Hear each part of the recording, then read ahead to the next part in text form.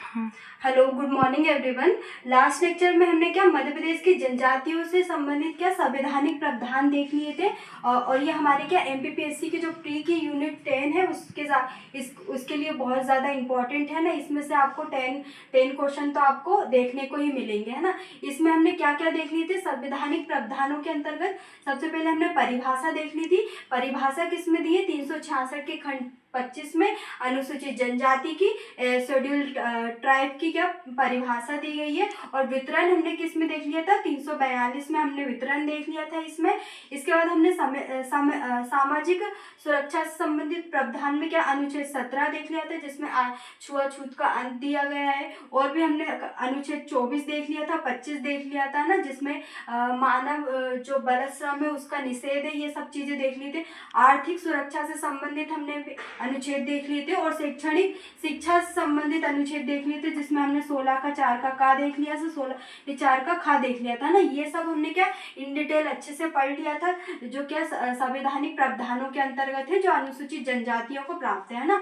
इसमें आज हम क्या देखेंगे? आज हमारा ये कंप्लीट हो जाएगा जो संवैधानिक प्रावधानों से संबंधित। फिर नेक्स्ट हम और कुछ जो नेक्स्ट है वो हम स्टार्ट करेंगे, है ना। इसके बाद क्या पढ़ेंगे? आज हम राजनीतिक सुरक्षा से संबंधित प्रमुख संवैधानिक प्रावधान देखेंगे जो अनुसूचित जनजातियों के लिए, है ना। क्या देखेंगे? सबसे पहले अनुच्छेद 164 के फर्स्ट में, है ना। 164 के फर्स्ट में क्या लिखा है? मध्य प्रदेश, छत्तीसगढ़, झारखंड और उड़ीसा में क्या करेंगे? मध्य प्रदेश और उड़ीसा, झारखंड और छत्तीसगढ़ में जनजातीय मंत्रालय की स्थापना। क्या बोला है? अनुच्छेद 164 में बोला है कि विशेषकर एक तो मध्य प्रदेश, छत्तीसगढ़, उड़ीसा और झारखंड और उड़ीसा में क्या जनजातीय मंत्रालय की स्थापना की जाएगी। ये क्यों की जाएगी? ताकि क्या अनुसूचित जनजातियों से संबंधित जो भी कार्य है वो इन मंत्रालयों में हो सके, है ना। तो इसलिए इसकी स्थापना की जाएगी। तो डायरेक्ट आपसे क्या अनुच्छेद पूछेंगे कि अनुसूचित जनजातियों के मंत्रालय की स्थापना किस अनुच्छेद के अंतर्गत की जाएगी? तो अनुच्छेद 164 के 164 अनुच्छेद के अंतर्गत की जाएगी, है ना। और अनुच्छेद 330 में क्या बोला है कि अनुसूचित जनजाति के लिए लोकसभा में क्या आरक्षण की बात की है। क्या क्या बोला है?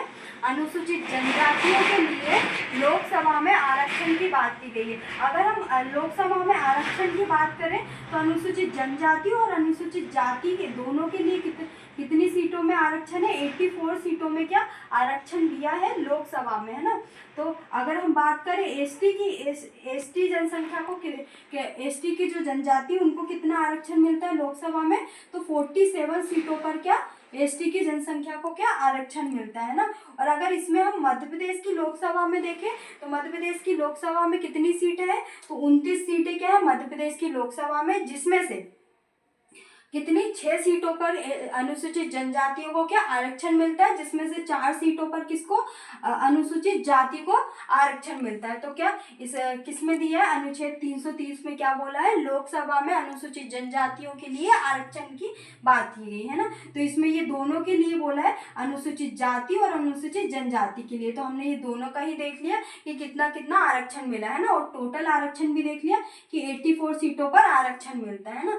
फिर हम क्या देखेंगे? अनुच्छेद 332 में क्या बोला है कि विधानसभा में आरक्षण की बात की। क्या? विधानसभा में अनुसूचित जाति और जनजाति के लिए आरक्षण की बात की गई। कहाँ पे? अनुच्छेद 332 में। कहाँ पे? विधानसभा में, है ना। तो अगर हम मध्य प्रदेश की विधानसभा की बात करें तो एसटी को कितनी सीटों पर आरक्षण मिला है? 47 सीटों पर क्या मिला है? आरक्षण, है ना। अब हम देखेंगे अनुच्छेद 334। अनुच्छेद 334 में क्या बोला है कि लोकसभा व राज्यसभा, है ना। लोकसभा और विधानसभा, है ना। लोकसभा कहाँ पे होती है? केंद्र में। और विधानसभा कहाँ पे होती है? राज्यों में होती है ना। तो इसमें जो आरक्षण मिलता है ना उसके लिए विशेष प्रतिनिधियों के लिए कतिपय अवधि के पश्चात जो आरक्षण की जो अवधि है उनका ना रहना, है ना। मतलब जैसे अवधि भी होती है कि दो वर्ष होगी, है ना, या 5 वर्ष होगी, है ना। तो इसकी अवधि के पश्चात क्या आरक्षण का ना रहना, है ना। तो ये किस में बोला गया है? 334 में बोला गया है ना। और अनुच्छेद 243 के डी में क्या बोला है? पंचायतों में आरक्षण की बात की गई। क्या बोला है?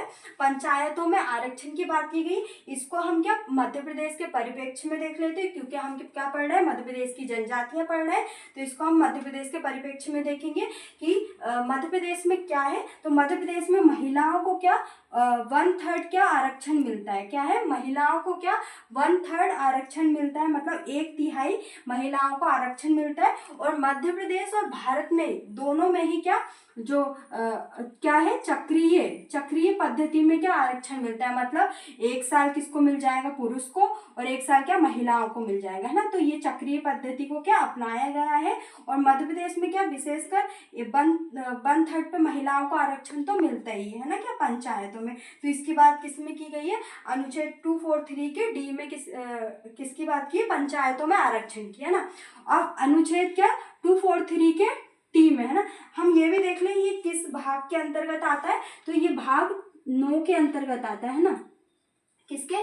भाग 9 के अंतर्गत। और इसको कब शामिल किया गया?